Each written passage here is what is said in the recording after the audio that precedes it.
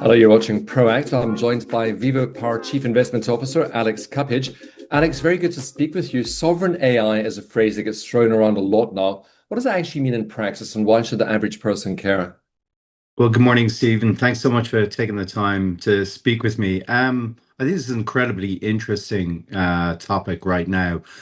Um, as you said, it gets thrown around a lot, but what does that really mean? Well, in our eyes, AI is going to infiltrate every single part of the human life, from um, government verticals, industry verticals, education, healthcare, defense, etc. And it's going to redraw the political lines or the geopolitical lines. And I think you're going to see some nations thrive where they have a very clear, long, well drawn out mandate of how they want to adopt AI, both with third parties and with a sovereign, and other countries which are a bit slower to adapt, and it could actually really put them on the back foot. So it is really about nations defining how they are going to adopt AI, both within industry and within their own government verticals. Where does VivoPower fit into the sovereign AI picture, Alex? Are you building the infrastructure, the intelligence, or something else entirely? So for us, sovereign AI is really kind of central to our thesis. We are at VivoPower. What we do is we permit and we permit the lands. We also energize that land. We design and build that data center, and then we look to lease that data center up and retain those cash flows over the long period of time. How we approach the sovereign is we want to go and work with them. We want to be the most neutral partner for the next 100 years with those sovereigns, because this is critical infrastructure. It's using up a sovereign's main resources of power and water, and it's going to be critical to their kind of national prosperity and defense going forward. So we want to approach the sovereign and say, okay, hey, let us help you design that vision. Let us help you deliver this infrastructure. And within your vision, let's work together in terms of, do you want this to be a sovereign operator? Do you want this to be a US, Middle Eastern, Asian hyperscaler that operates it? We will work with that sovereign to ensure that we deliver the best possible outcome for them. Alex, we've seen nations pour billions into semiconductors and data centers in recent years. Is this a genuine strategic imperative, or is there an element of FOMO driving the rush?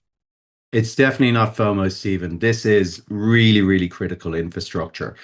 I think that AI could be a real leveler up for certain countries, and it could also be the deterioration of other countries that don't get this right. This is infrastructure that is going to power our economy and power our national infrastructure for the next 100 years. So it's certainly not FOMO, and it's something that is going to evolve incredibly quickly over the next kind of 1 to 2 years.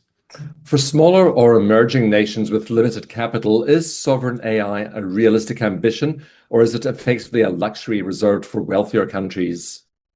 No, quite the opposite, Stephen. I think it comes down to clarity of vision and also part of what resources do you have.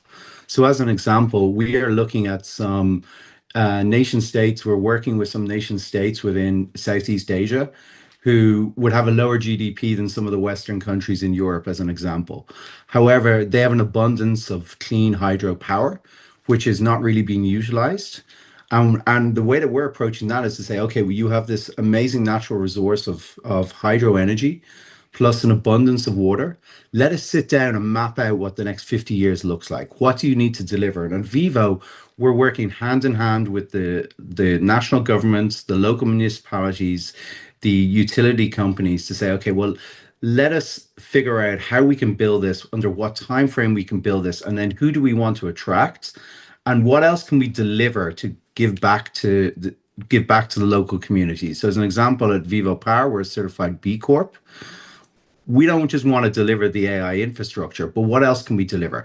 Can we help the country attract the top biogenetic AI companies, the top robotic companies, high-end compute companies? Is there something that we can give back to the local community in terms of retraining and education or housing, etc.? And I think that approach that we are taking is a true partnership. And I think the private sector can really work together with developing nations that have these natural resources in order to be the great leveler up. Many governments already run huge amounts of sensitive data through US hyperscalers like AWS, Microsoft Azure, and Google Cloud. At what point does that become a genuine national security problem? I think this is evolving very, very quickly. It's not a problem that's going to be solved quickly either, but it's something that should be on every radar. So when we talk to governments, particularly in Europe, as an example, this is frontline and center of what they're thinking. They don't want defense data, financial services data, health, education, etc., government agency data. They want to keep that secure. And I think within the industry, we all have to work together to try and deliver this because sovereignty of data is not just a buzzword. That is something that I think every country is front and center focused on right now. If a country came to you tomorrow and said, we're fully committed to building our own AI infrastructure, what's the single biggest obstacle standing between them and that goal? Capital, talent, and finding the right partners. Well, simple answer, Alex. Thank you very much for your insights today. Thank you so much, Stephen. Lovely to speak with you. And with you, Alex Cuppage, Chief Investment Officer at VivoPower.